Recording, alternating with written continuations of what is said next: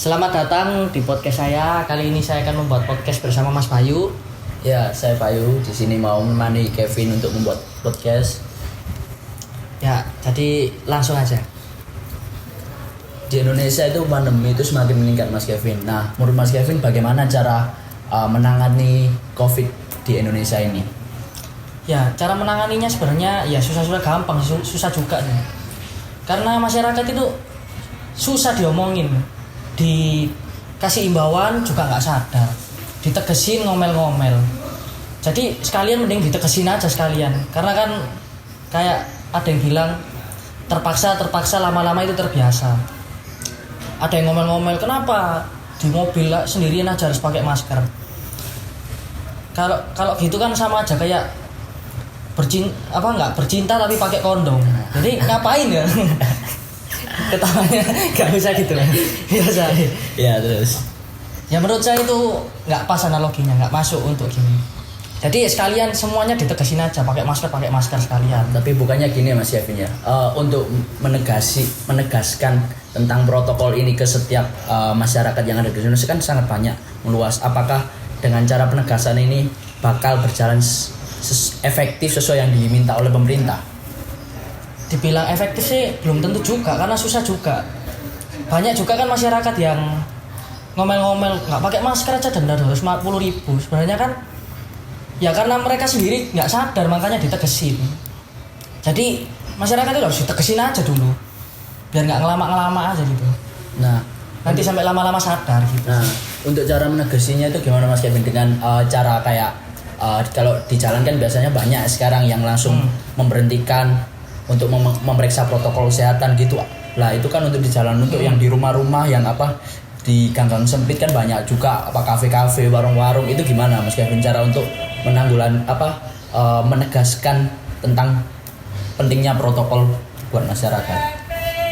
Jadi kalau seperti yang di gang-gang itu mending sosialisasinya itu ke RT-RT aja. Jadi pemerintah masuk ke RT-RT terus mulai sosialisasi ke gang-gang. Jadi nanti diadakan kayak sosialisasi gitu di gang-gang biar masyarakatnya dari rumah ke rumah pun itu sadar dalam rumah itu pentingnya protokol, untuk menjaga protokol itu. Nah, untuk sosialisasi misalnya di gang-gang Mas Kevin. Nah, saya mau tanya, untuk yang di gang-gang kan kalau misalnya biasanya kebanyakan misalnya kayak RT melakukan himbauan atau sosialisasi, kayak RW melakukan sosialisasi ke RT-RT-nya itu kan harus menimbulkan kerumunan. Nah, bagaimana caranya yang Mas Kevin pikirkan untuk sosialisasi per gang-gang itu gimana untuk tidak menimbulkan suatu kerumunan? Ya caranya kan nggak mungkin kita ngumpulin dari semua gang jadikan satu. Jadi misalnya sesi pertama itu gang satu, yang dikumpulin dari satu rumah itu satu orang aja. Berarti cuma kepala rumah tangga. Ya cuma kepala rumah tangganya dikumpulin satu per rumah. Jadi kan nggak menimbulkan banyak sekali kerumunan. Jadi pas waktu masuk pun ada ukur suhu, semprot disinfektan, hand sanitizer, cuci tangan dan lain-lain gitu. Jadi kan seenggaknya mengurangi lah.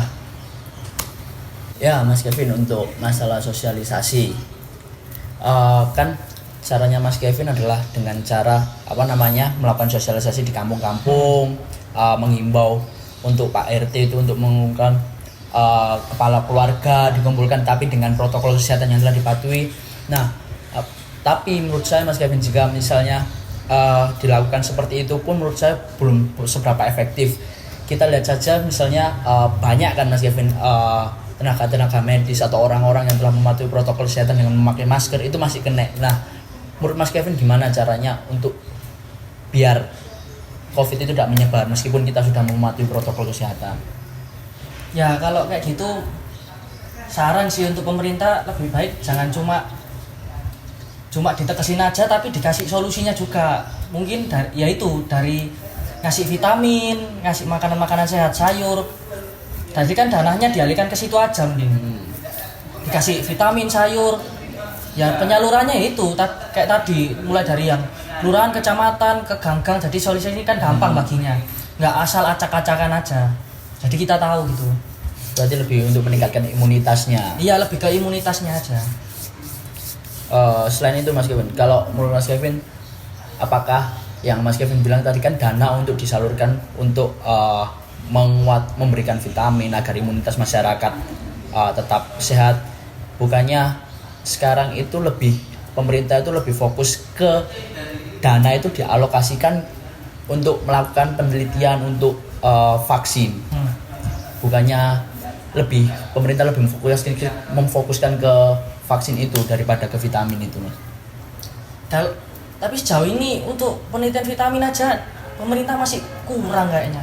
Malah ada salah satu dokter itu ada yang sampai membuat rumah sakit sendiri untuk pasien-pasien.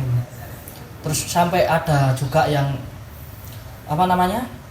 membuat penelitian itu pakai dana sendiri, nggak ada dari bantuan dari pemerintah. Ya kalau saran saya ya pemerintah itu mengalokasikan dananya itu untuk kesehatan. Kan masih banyak yang sampai Pak Jokowi marah-marah itu kan. Ya.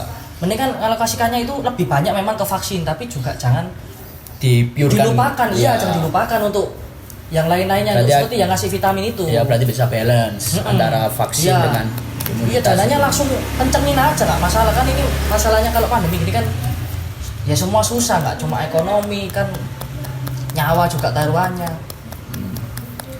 Ya, harapan Mas Kevin untuk pandemi yang ada di Indonesia ini gimana, Mas Kevin? Harapannya apakah supaya pastinya kita berharap semua biar pandemi ini bisa hilang dari seluruh dunia lah. Harapan Mas Kevin untuk Indonesia dan saran-saran untuk masyarakat yang belum bisa mematuhi protokol kesehatan itu gimana? Ya kalau untuk masyarakat ya kalau bisa dari kesadaran diri sendiri aja, ya nggak cuma pakai masker ya, yang penting itu cuci tangannya.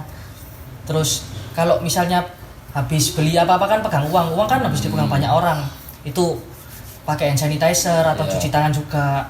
Terus jaga kesehatan diri sendiri, jaga jarak salah satunya. Keluar kalau yang penting-penting aja. Ya kalau kerja dimaklumi lah, memang kan harus. Terus apa lagi ya? Ya lebih ke kesadaran sih. Jangan kalau bisa jangan sampai pemerintah ngobrak-ngobrak gitulah. Kan kita malah kelihatan bangsa nggak maju-maju kalau itu, bodoh banget lah. Ya itu sih lebih ke kesadaran diri sendirinya aja. Harapan untuk Indonesia gimana, Mas Kevin? Bisa harapannya Indonesia itu gimana? Ya dengan keadaan kayak gini ya, masyarakat jangan marah-marah aja lah, lebih berpikiran terbuka. Jadi jangan cuma nunjuk pemerintah ini nggak gini, pemerintah nggak adil. Lebih baik kita yang ke diri kita juga sendiri, jangan cuma kita nunjuk pemerintah tapi kita sendiri tuh berperan apa. Karena orang itu cuma marah tapi dia sendiri ngelakuin kesalahan. Pemerintah nggak kasih gini tapi dia sendiri gak karu-karuan. Berarti harus lihat dulu dirinya sendiri. Jangan cuma nyala-nyalain pemerintah, dirinya sendiri aja belum dijaga. Harus ngaca dulu ya. Iya. Ya, Mas Kevin, terima kasih Mas Kevin. Saya yang terima kasih, kan ini podcast saya. Ini kan tugas saya. Seakan-akan ini seperti podcast saya. Ya. Saya mengundang Mas Kevin di sini. Iya, karena kan kalau saya yang tanya, dia yang banyak ngomong, dia yang dapat nilai tuh. Ya. Saya terima kasih Mas Kevin udah diajak bicara ngobrol-ngobrol banyak. Saya yang terima kasih. Meskipun nggak seberapa banyak tentang pandemi tentang pandangan Mas Kevin tentang corona, cara menanggulanginya. Terima kasih itu semoga saya bisa mendapatkan ilmu lebih dari Mas Kevin. Terima kasih Mas Kevin. Makasih Mas Kevin. Oke.